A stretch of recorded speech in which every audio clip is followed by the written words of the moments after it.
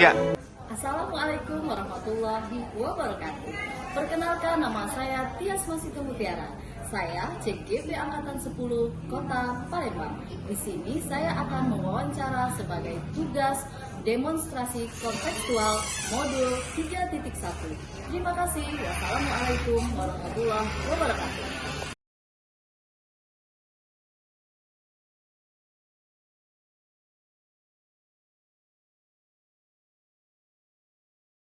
Warahmatullahi wabarakatuh, Pak. Waalaikumsalam warahmatullahi wabarakatuh. Mohon izin sebelumnya, Pak, kami dari calon guru penggerak dalam pendidikan guru penggerak Angkatan 10 Kota Palembang. Dalam hal ini kami diberikan tugas dalam alur merdeka yang kami lakukan, yaitu demonstrasi kontekstual modul 3.1, yaitu pengambilan keputusan berbasis nilai-nilai kebajikan sebagai seorang pemimpin, Pak. Dalam hal ini kami diberikan tugas untuk berbincang ya, Ibu ya, berbincang dan berdiskusi dengan Bapak selaku pimpinan kami, kepala sekolah kami di instansi tempat kami bertugas, yaitu SMA Negeri 3 Palembang, dalam hal bagaimana Bapak menangani kasus dalam hal pengambilan keputusan Bapak berbasis nilai kebajikan sebagai seorang pemimpin, Pak. Mungkin nanti ada beberapa pertanyaan, Pak, yang akan kami tanyakan mengenai pengalaman Bapak sebagai seorang pemimpin, sebagai seorang kepala sekolah dalam pengambilan keputusan, Pak, seperti itu. Mohon kesediaannya, Pak, untuk meluangkan waktu sekiranya 10-15 menit ya, Ibu ya. Mohon izin sebelumnya, Pak. Insyaallah. Ya, baik. Terima kasih, Pak. Mungkin kita mulai untuk pertanyaan pertama, Pak. Dalam hal ini, dalam hal dilema etika dan juga bujukan moral, Pak, bagaimana Bapak sebagai seorang pemimpin itu dapat mengidentifikasi sebuah kasus itu termasuk dalam bujukan moral ataupun dilema etika, Pak, seperti itu? Bingung juga pertanyaannya nih ya.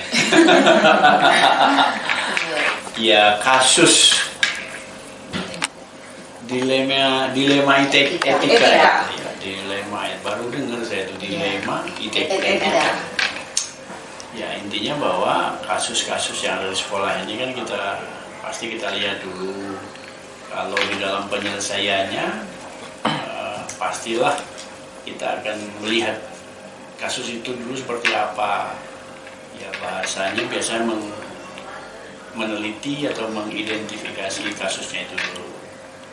Setelah tahu kasusnya, ya baru kita akan coba untuk mencari solusi. Begitu. Terima kasih, Pak. Untuk pertanyaan keduanya itu, Pak, selama itu bagaimana Bapak menjelaskan tentang pengambilan keputusan di sekolah, terutama untuk kasus-kasus di mana ada dua kepentingan yang sama-sama benar atau sama-sama mengandung nilai kebajikan? Ya, sebuah masalah itu, ya kadang-kadang memang benar mengandung unsur kebenaran. Ya. Sama-sama benar, sana menganggap benar, kita juga menganggap benar. Ya itu tadi kita dari awal tadi ya, dari kita mengidentifikasi, kemudian kita sudah tahu, lalu kita sudah memperkirakan solusinya tadi. Ya, yang jelas kalau kasusnya itu adalah kasus dilema etika, ada nilai kebenaran di dua sisi, ya, kita harus mempertimbangkan untuk kepentingan.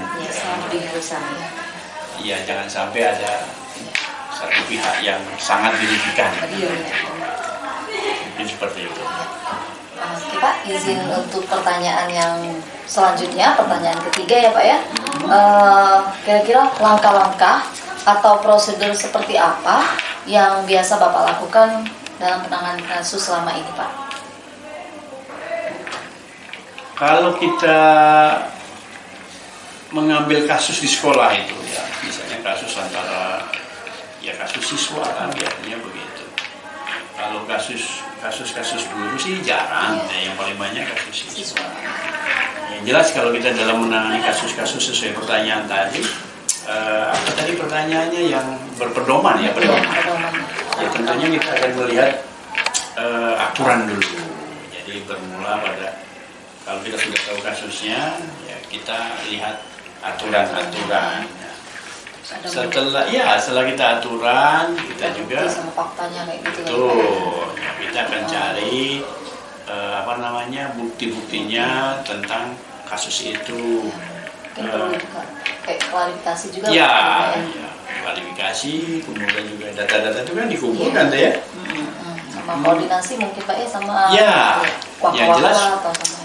kalau kasus siswa sih biasanya dimulai dari siswa itu kemudian masuk ke ranah BK, wakil kesiswaan, jadi kita koordinasi juga dengan BK kita dengan wakil yang berkompeten atau berkepentingan itu adalah wakil kesiswaan. Itu seperti itu. Baik Pak, mohon izin untuk pertanyaan keempat Pak. Dalam hal ini hal-hal apa saja yang kiranya Bapak anggap efektif dalam pengambilan keputusan? Dalam pengambilan keputusan, tadi kan ada koordinasi gitu ya. Ada koordinasi dengan wakil ya, ada juga dari BK. Kemudian kita sudah ada bukti. Ya, tentunya setelah itu baru kita memikirkan bagaimana memberikan keputusan itu. Setelah kita ada pertimbangan-pertimbangan kepada dua sisi tadi ya, atau menyangkut yang penting jangan sampai merugikan. Itu. Nah, sekarang pertanyaan yang kelima, hal apa saja yang selama ini merupakan tantangan dalam pengambilan keputusan pada kasus-kasus dilema etika, Pak? Yang menjadi tantangan, kalau menurut saya sih kasus, kita lihat bagaimana kasus itu sendiri ya, Pak. Ya, kasusnya itu sendiri. Apakah kasus itu besar atau kecil, kasus itu kasus pribadi atau melibatkan pihak orang lain atau tidak. Kalau misalkan seperti itu, atau dia sendirian di dalam membuat permasalahan itu yang menjadi pertimbangan-pertimbangan. Kalau kita dia kasusnya dia sendiri tidak beresiko kepada orang lain, tapi kalau dia melibatkan orang banyak, ya harus kita pikirkan juga jangan sampai merugikan orang banyak. Oke Pak, kita lanjut lagi Pak. Pertanyaan yang keenam Pak, apakah Bapak memiliki sebuah tata kala ataupun jadwal tertentu dalam sebuah penyelesaian kasus dilema etika ini? Apakah Bapak langsung menyelesaikannya di tempat atau memiliki sebuah jadwal untuk menyelesaikannya, bentuk atau prosedur seperti apalah kira-kira yang Bapak jalankan Pak? Pertanyaannya panjangnya. Iya. Intinya itu Pak ya. Intinya bahwa ada jadwal. Jadwal. Lihat kasusnya tadi saya bilang di awalnya. Lihat kasusnya. Kalau kasus itu sederhana atau kasus yang simpel atau hanya kasus yang tidak begitu berat, ya kita harus selesaikan saat itu juga. Kalau mau contohnya sih misalnya anak datang terlambat, itu kan masa harus dijadwalkan. Anak melanggar atau tidak pakai dasi, itu kan harus diselesaikan saat itu. Jadi kita lihat kasusnya.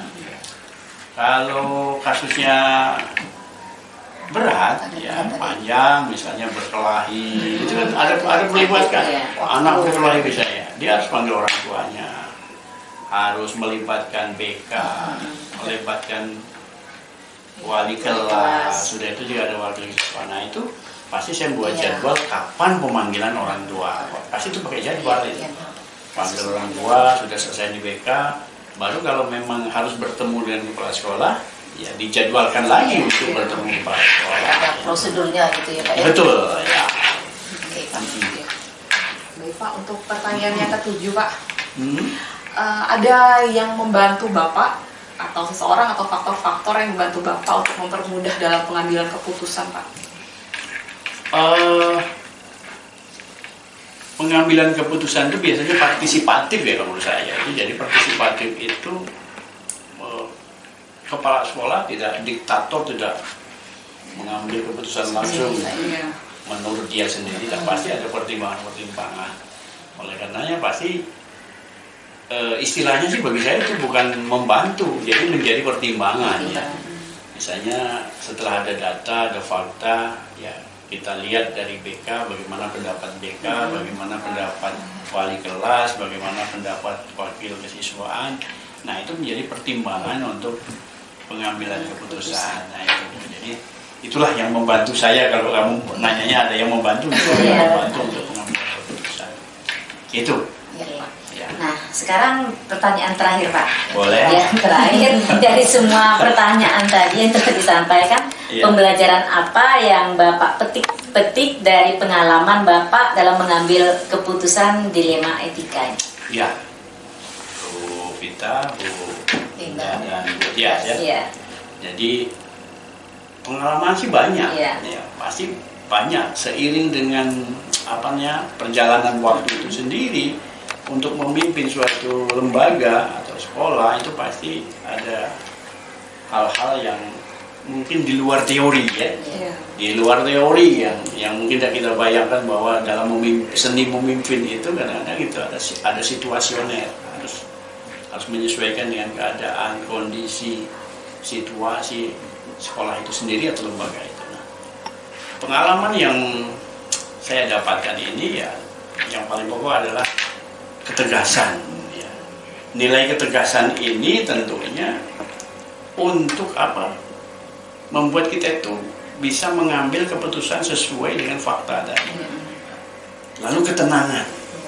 Jadi ya, setiap ada masalah tidak perlu kita buru-buru harus selesai hari ini, tidak, kita pelajari itu ketenangan hati, ketenangan jiwa. Nah ini yang menjadi penentu bahwa untuk membuat keputusan yang berkeadilan tentunya ya, hanya tidak fair, kemudian tidak merugikan orang, tapi itu di sana ada tegas sesuai dengan aturan. Nah itu keputusan akhirnya tidak merugikan orang lain. Nah, itu. Mungkin inilah jadi nilai ketegasan, ketenangan, lalu berkeadilan. Nah, itu. Oke Pak, Oke Pak, terima kasih Pak untuk waktu dan kesempatannya dalam wawancara ini. Kami berharap Bapak selalu sehat selalu. Amin. Bisa menjalankan tugasnya ya. dengan baik. Iya. Terima kasih ya Pak ya. Iya, terima kasih. Kami juga terima kasih Pak. Sama-sama, Bapak Bu Vita. sudah menyempatkan waktu untuk bersedia berbagi pengalaman terkait pengalaman Bapak selama menjadi kepala sekolah, menjabat menjadi kepala sekolah, berbagi pengalaman mengenai dilema etika dan etika moral Pak. Izin sebelumnya Pak, kami pamit Pak. Terima kasih. Kami akhiri Pak. Mudah-mudahan bermanfaat ya jawaban. Iya. Terima kasih Pak ya. Assalamualaikum warahmatullahi wabarakatuh. Waalaikumsalam warahmatullahi wabarakatuh.